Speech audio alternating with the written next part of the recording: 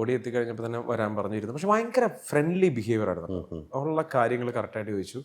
രണ്ട് പറഞ്ഞു ഇന്നോടെ ഞങ്ങൾക്കൊന്ന് സെർച്ച് ചെയ്യണം, ഇന്നതാണ് ചെയ്യാം.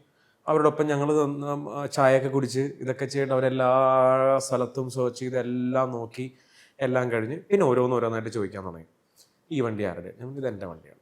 അപ്പോൾ ഒരു വണ്ടിയോടെ കിടക്കുന്നുണ്ട്. അപ്പോൾ ഈ വണ്ടി ഞാൻ പറഞ്ഞ ഇന്ന ആളുടെ കെയർ ഓഫിൽ വർക്കിന് വന്നതാണ്. ഓക്കെ, എന്തിനാണ് നിങ്ങളുടെ അടുത്ത് വർക്കിന് വന്നത്? ഞാൻ പറഞ്ഞ ഇന്ന കാര്യങ്ങൾ കൊണ്ടാണ്.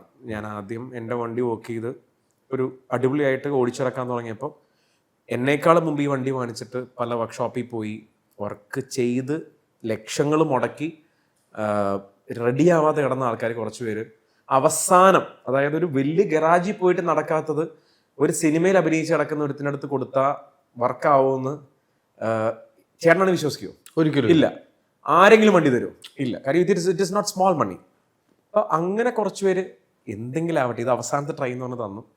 അവിടെ നിന്ന് ഞാൻ നല്ല അടിപൊളിയായിട്ട് അത് വർക്ക് റീസ്റ്റോർ ചെയ്ത് ഒരാൾക്ക് കൊടുത്തു, രണ്ടാൾക്ക് കൊടുത്തു. അവർ രണ്ടുപേരൊക്കെ എൻ്റെ അടുത്ത് ട്രിപ്പിനൊക്കെ വന്നു തുടങ്ങിയപ്പോൾ ഒബ്വിയസ്ലി അവരുടെ കെയർ ഓഫിലുള്ള ആൾക്കാരും ഇത് എവിടെ നിന്ന് ചെയ്തു, ഇങ്ങനെ ചെയ്തു, അപ്പോൾ എൻ്റെ അടുത്ത് വരാൻ തുടങ്ങി. പിന്നെ എനിക്കിതെല്ലാം അറിയാവുന്ന ഒരാളല്ല ഞാൻ. അങ്ങനെ എന്താ പറയുക, ഒരു മെക്കാനിക്കൽ എഞ്ചിനീയറിംഗ് ഗുസ്തിയാണെങ്കിൽ പോലും എനിക്കങ്ങനെ എല്ലാം അറിയാവുന്ന ആളല്ല. പക്ഷേ ഞാൻ ഇരുന്ന് പഠിക്കാൻ തുടങ്ങി.